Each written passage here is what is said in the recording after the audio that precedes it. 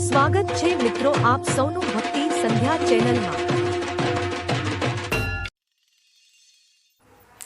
નમસ્કાર મિત્રો, સ્વાગત છે આપ સૌનું આપણી ભક્તિ સંધ્યા યુટ્યુબ ચેનલમાં। મિત્રો, આપણી ઘણી બધી એવી આદતો હોય છે કે જેના કારણે આપણા ઘરમાં ગરીબી આવતી હોય છે। આવી આદતો નાના છોકરાથી લઈને મોટા વડીલોને જાણતા અજાણતા પડી ગયેલ હોય છે।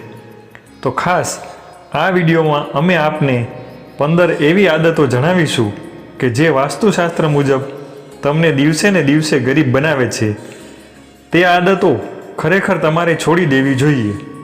ખાસ મિત્રો, આપણા દાદા દાદી હતા તે આપણને અમુક આદતોથી ટોકતા હતા, પરંતુ આપણને તે સારું લાગતું ન હતું।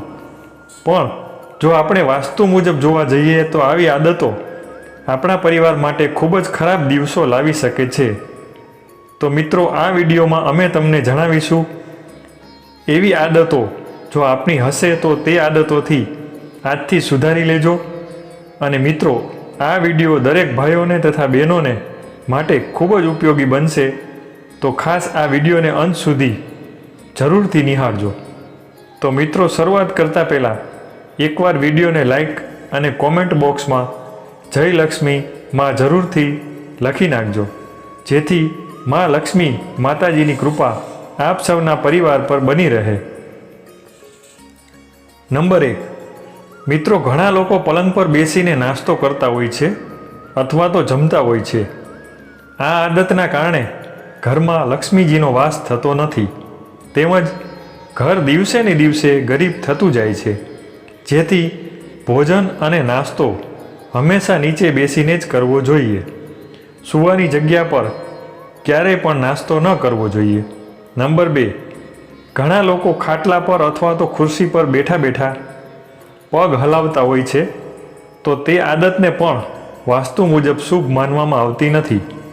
જે વ્યક્તિ બેઠા બેઠા સતત પગ હલાવતો રહે છે તેને આવનારા સમયમાં ખૂબ જ સંકટનો સામનો કરવો પડે છે, જેથી બેઠા બેઠા પગ હલાવ્યા કરવું તેને શુભ માનવામાં આવતું નથી। નંબર 3, મિત્રો, હંમેશા જોવા મળે છે કે જમ્યા પછી ઘણા લોકો એઠા વાસણ મૂકી રાખે છે। આવું કલાકો સુધી કરે છે, પરંતુ આવી આદતોને વાસ્તુશાસ્ત્રમાં શુભ માનવામાં આવતી નથી।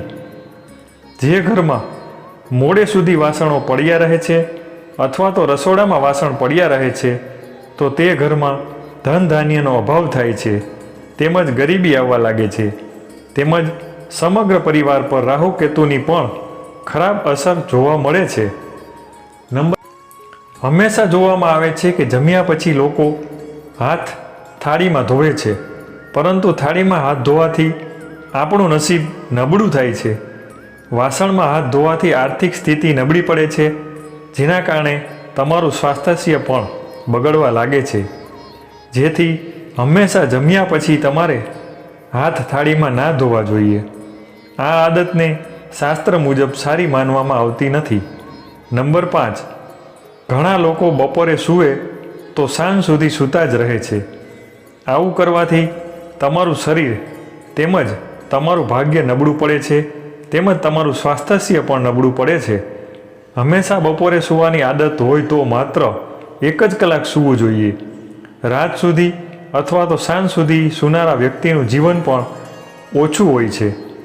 નંબર 6, જે લોકો પોતાના સૂવાની જગ્યાની આસપાસ ગંદકી રાખે છે અથવા તો કોઈ એવી વસ્તુ રાખે છે જેના લીધે નેગેટિવ ઉર્જા એકત્રિત થાય, તો તમારે આવું ના કરવું જોઈએ। સૂવાની આસપાસની જગ્યા કોઈ પણ પ્રકારની ગંદકી ના રાખો। આવું કરવાથી આપના જીવનમાં ખૂબ જ વિપરીત અસર પડવા લાગે છે, તેમજ આપની પ્રગતિના દ્વાર પણ બંધ થવા લાગે છે। નંબર 7, ઘણા લોકો પાણી પીતા પહેલાં ખૂબ જ કોગળા કરવા લાગે છે। આવું કરવું પણ શાસ્ત્ર મુજબ અશુભ માનવામાં આવે છે। ઘણા લોકોને ખૂબ જ ખરાબ આદત હોય છે કે થોડી વારે પાણીથી કોગળા કરવા લાગે છે, પરંતુ આ આદતને કારણે તમે જીવનમાં પ્રગતિ કરી શકતા નથી, તેમજ સ્વાસ્થ્ય પણ નબળું પડી રહે। નંબર 8, ઘણા લોકો સવારે મોડે સુધી સૂતા રહે છે, પરંતુ મોડા સુધી સૂવાથી તમારા ભાગ્યના દરવાજા હંમેશા માટે બંધ થાય છે. ખાસ પ્રયત્ન કરો કે તમે સૂર્યોદય પહેલાં ઉઠી જાઓ. તેનાથી તમારા કિસ્મતના દરવાજા હંમેશા ખુલ્લા રહેશે. તેમજ આપ જીવનમાં પ્રગતિના પંથે ચાલી શકશો. મોડે સુધી સૂનારા લોકોના ભાગ્ય પણ સૂતા રહે છે. નંબર 9, ઘણા લોકોને સતત બોલવાની આદત હોય છે. આ આદતના કારણે તેમની સમાજમાં કોઈ પણ જગ્યાએ કદર થતી નથી. જે પણ લોકો સતત બોલ્યા જ કરે છે તેનું સમાજ સાંભળતો નથી. તેટલા માટે આપ જેટલું ઓછું બોલશો તેટલી જ તમારી કદર વધારે થશે અને તમારા શબ્દોનું મહત્ત્વ વધી જશે. નંબર 10, ઘણા લોકોને ઊંધા પડીને સૂવાની આદત હોય છે, પરંતુ શાસ્ત્ર મુજબ આ આદતને શુભ માનવામાં આવતી નથી. ઊંધા પડીને સૂનારા લોકો સમયથી પહેલાં જ ઘરડા થતા જોવા મળે છે. તેથી જ્યારે પણ તમે સૂવો તો ખાસ આ બાબતોનું ધ્યાન રાખવું. નંબર 11, આજકાલ લોકો દરેક વાત પર જૂઠું બોલ્યા કરે છે. તે પછી મોબાઈલ પર હોય કે રૂબરૂ હોય, પરંતુ જૂઠું બોલનારા લોકો હંમેશા આવનારા સમયમાં સંકટનો સામનો કરે છે અને કુદરતી રીતે તેમની સાથે ભાગ્ય પણ સાથ આપતું નથી. જેથી કરી હંમેશા સત્યનો સ્વીકાર કરો અને સત્ય બોલો. નંબર 12, આ એક કડવું સત્ય છે કે ઘણા લોકો સ્ત્રી પાછળ પાગલ જોવા મળે છે, તેમજ હંમેશા કોઈ પણ સ્ત્રીને જોતા ખરાબ વિચારો કરવા લાગે છે. પરંતુ ચાણક્યના દરેક પુસ્તકો અને વાક્યો મુજબ આવા પુરુષો હંમેશા વિનાશને નોતરે છે, તેમજ જીવનમાં કોઈ પણ પ્રકારની પ્રગતિ કરી શકતા નથી. પ્રગતિ થયેલો વ્યક્તિ શૂન્ય પર આવીને ઊભો રહે છે અને અમીર થયેલો વ્યક્તિ ગરીબ થઈને ઊભો રહે છે. જેથી હંમેશા તમારી નજરને પવિત્ર રાખ. નંબર 13, કોઈ પણ સ્ત્રી જ્યારે પોતાના પતિથી વાતો છુપાવવા લાગે છે ત્યારે તેના જીવનમાં વિનાશ ખૂબ જ નજીક હોય છે અને તેમનું દાંપત્ય જીવન પણ ટૂંક સમયમાં વેરવિખેર થવાની કગાર પર હોય છે. કોઈ પણ સ્ત્રીએ ક્યારે પણ કોઈ વાત પોતાના પતિથી છુપાવી નહીં. નંબર 14, સૂવાના સમય પર હંમેશા ખાતરી કરી લો કે તમારું મુખ સૂર્યોદય બાજુ રહે, અર્થાત સૂર્ય જ્યાંથી ઉગી રહ્યો છે તે દિશા બાજુ રહે, જેથી તમને ખૂબ જ સારી નીંદર આવશે. તેમજ શાસ્ત્ર પ્રમાણે આ આસનમાં સૂવાથી તમારું જીવન પણ સુખી રહેશે, તેમજ કોઈ પણ પ્રકારની બાધાઓ આવશે નહીં. શાસ્ત્રમાં આ રીતે સૂવાની આદતને ખૂબ જ શુભ માનવામાં આવે છે. નંબર 15, શાસ્ત્ર મુજબ તમે તમારી ધર્મપત્નીને જેટલી જ નવી વસ્તુ અથવા તો તેની પસંદની વસ્તુ લઈ આપશો તો લક્ષ્મીજી તમને તેટલી જ ધન દોલત આવતા સમયમાં બમણી કરીને આપશે. આ એક સત્ય વાત છે. તમે તમારા ઘરની લક્ષ્મીને જેટલી ખુશ રાખશો તેટલું જ લક્ષ્મી માતાજી તમને બમણું ધન કમાવાની શક્તિ આપશે.